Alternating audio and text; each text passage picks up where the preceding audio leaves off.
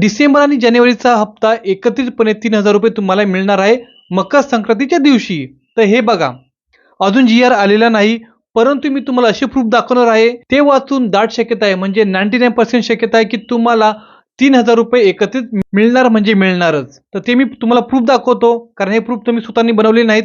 तुम्हाला ते प्रूफ दाखवतो, त्यानंतर तुम्ही डिसाईड करा तुम्हाला पैसे मिळणार आहेत की नाही. तर सगळ्यात पहिली पोस्ट बघा, जे पण आमदार आहेत, खासदार आहेत, त्यांनी पोस्ट टाकलेले आहेत. छगन भुजबळ, मंत्री नागरी पुरवठा व ग्राहक संरक्षण, महाराष्ट्र राज्य.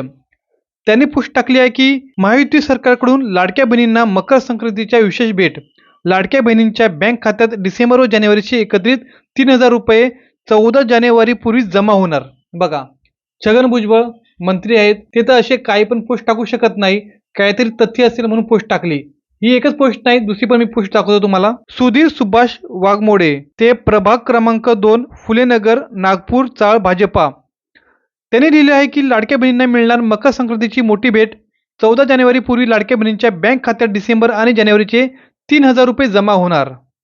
त्यांनी पण लिहिले आहे. दुसरी पोस्ट दाखवतो मी तुम्हाला. अमोल खताल पाटील, आमदार, संगमनेर विधानसभा. संगमनेर विधानसभाचे आमदार आहे अमोल खताल पाटील. त्यांनी लिहिले आहे की 14 जानेवारी पूर्वी लाडक्या बहिणींच्या खात्यात डिसेंबर आणि जानेवारीचे 3,000 रुपये जमा होणार. बघा, म्हणजे ज्या खूप मोठे जे आमदार आहेत त्यांनी स्वतः पोस्ट करून टाकलेले आहे की एकत्रितपणे डिसेंबर आणि जानेवारीचा हप्ता तुम्हाला मिळणार आहे. राम शिंदे, सभापती, महाराष्ट्र विधान परिषद. ते सभापती आहेत महाराष्ट्र विधान परिषदमध्ये.